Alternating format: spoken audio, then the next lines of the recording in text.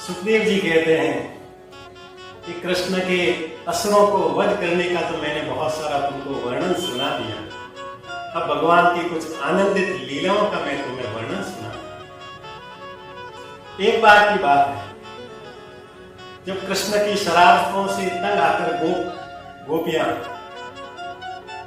यशोदा मैया के पास में शिकायत करने गई कि आपका लल्ला तो हमें परेशान कर दिया है, गाय के बछड़ों को खूंटों से खोल देते हैं, माखन चुरा देते हैं और माखन नहीं दे तो मटकियों को फोड़ देते हैं, हम आपके लल्ला से परेशान हो गए, उनकी शिकायत करने आए हैं।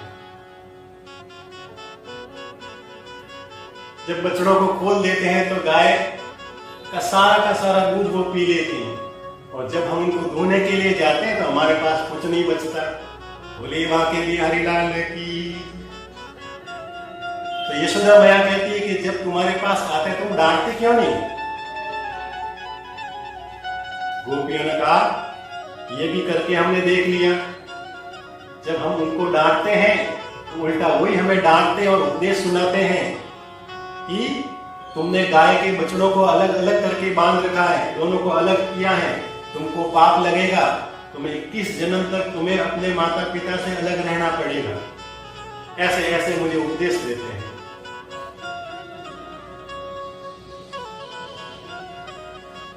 और जब गाय के बछड़ों को हम वापस बांधने के लिए जाते हैं तो घर को खाली देखकर, अकेला देखकर वो अपने सखाओं के साथ में पूरा को पूरा माखन खा लेते हैं, चुरा लेते हैं। यशोदा मैया कहती है क्या मेरे घर पर माखन की कमी है जो तुम्हारे घर पर खाएगा?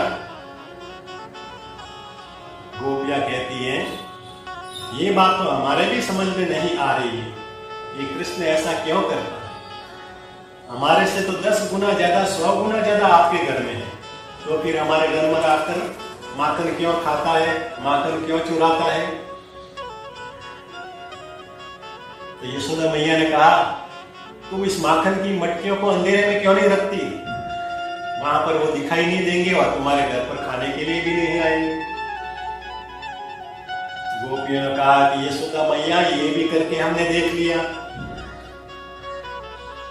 जब कृष्ण के जो हीरों की जो माला पहनी हुई है उसके अंदर जो मणि है उसके उजाले से वो सब देख लेता है,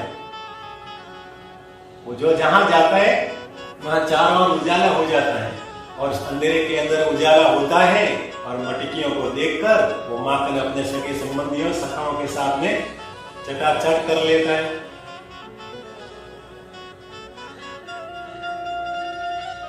यशोदा मैया ने कहा तुम ऐसा करो कि इस बार मटकियों को ऊपर लटका देना, टांग देना, ताकि उनका हाथ भी नहीं पहुंचेगा, वो देख कर भी उसको नहीं लेगा। गोपियों ने कहा मैया ऐसा भी करके हमने देख लिया, वो अपने सखाओं के टोली के साथ में आता है और एक दूसरे के कंधे पर चढ़कर मटकी तक पहुंच जाता है, पहले स्वयं खाता है और जितना भी बचा हुआ रहता है अपने सखाओं को दे देता है। बोली माँ के बिहारी लाल की जय।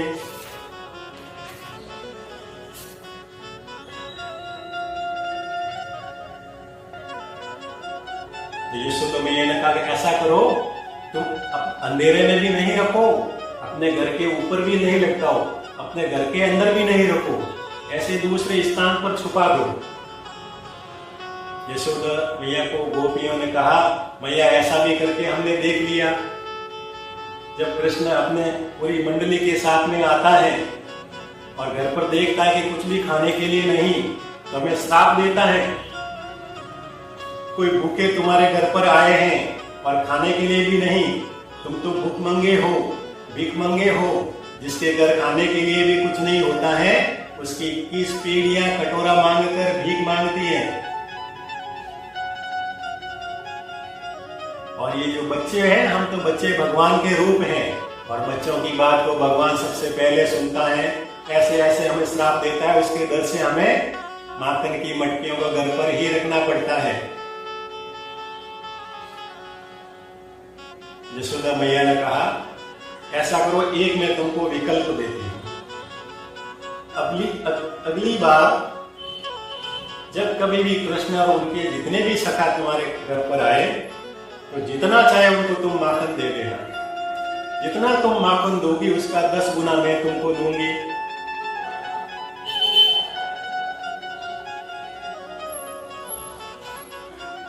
गोपियों का यह भी करके देख लिया। जैसे ही वह दरवाजे के पास में आए, मैंने मटकी लेकर उन दरवाजे के पास में जाकर उनको बोला, लो ये माखन लो, जितना चाहिए ले लो। तो वो कृष्ण क्या कहता है, क्या हमको भिखारी समझा है जो दरवाजे पर आकर तुम मुझे भीख दे रहे हो? हम भीख नहीं लेते, हम राजा के बेटे हैं, हम माखन मेहनत करके प्राप्त करते हैं। और तुम्हें मालूम ही है ना चोरी करने में कितनी मेहनत लगती है, कितनी बड़ी रिस्क है। ऐसी ऐसी बातें करता है। यशोदा मैया गोपियों की बातों को सुन सुनकर थक गई, कहा कि मैं हारी और तुम जीते, अब आने दो उस कन्हैया को, मैं उसकी खबर लेती हूँ। इस प्रकार से भगवान श्री कृष्ण ने गोपियों के संग में माखन चोरी करके जो लीलाएं की, उसका वर्णन सुनकर भगवान के भक्त बड़े ही आनंद होते हैं। बोलिए बाल कृष्ण भगवान की